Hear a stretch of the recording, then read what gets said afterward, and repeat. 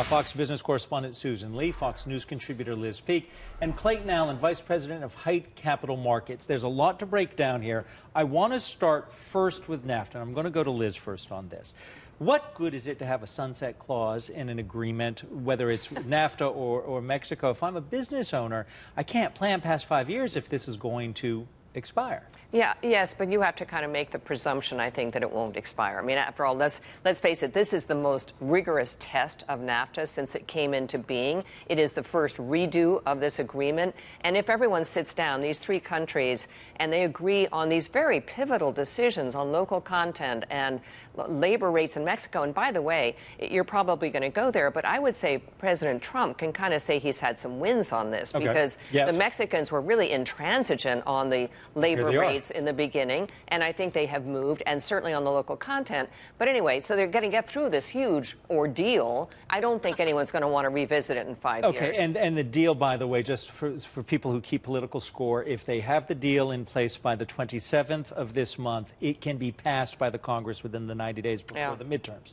So that deals with Mexico. I want to bring in Clayton Allen because I have respected Clayton for a long time when you turn to issues regarding China. And some people have said that if the president and the administration can get a victory with NAFTA or at least with Mexico, it puts pressure on China. Clayton, is this apples and oranges, or is that accurate? I don't think it's apples and oranges. I think to actually take it back to something that Liz said, there's a very important win here. If Trump can renegotiate NAFTA, that creates a lot of political momentum for him here at home, and it takes away one of the Chinese major negotiating ploys. Basically, that Trump would face domestic pressure to get some win on trade. Okay. You get a win on NAFTA, he has more room to run. And before I bring Susan in, because she's actually lived in Asia and she covered China for so many years, I do want to ask you, when the Chinese counter what we're going to do, they announced that the new tariffs from the United States, the $16 billion, go into effect August 23rd. Is it a bluff from China? Are we ratcheting up to the solution, or are we getting ready for a trade war? I don't think it's a bluff. I think the Chinese behavior with the first round of $34 billion shows that they will follow through with threats of retaliation, but in the grand scheme, $16 billion is really not going to be the ultimate in tariffs. I think that we continue to ratchet up tension until one side blinks. But again, with every win that Trump notches on his belt, that's more room that he has to keep pressure on the Chinese. And that's my cue to go to Susan Lee. You have lived in China. You have covered Asia for several years. You understand things that those of us who are land-based and bound to the United States may not appreciate about the way that the Chinese might be negotiating. What might we be missing in this? Well, I think it's at the corporate level for China, because obviously they can't match dollar for dollar what the U.S. imports from China. So, you know, there have been a lot of reports that Apple might be caught into this, right? It's one of the most unique companies since it builds in China, sells in the U.S. Google, if they want to get back into China, you know, if this trade war goes on, it might impact the corporate level. We had Qualcomm and the NXP deal nixed. What about 21st Century and Disney? I mean, they still need China's approval as well. I mean, there's a lot of corporate cars that they could hold and make things a little bit more difficult for those that want to operate and sell in China. So Liz, let me bring you into the China discussion. You know, as this ramps up, is the administration providing an exit ramp for the Chinese? Because in any negotiation, it seems to me you want to give the person on the other side of the table a path out to save face, and you direct them to that. And I think that's actually what's happening. I mean, I think there are back-channel conversations taking place right now.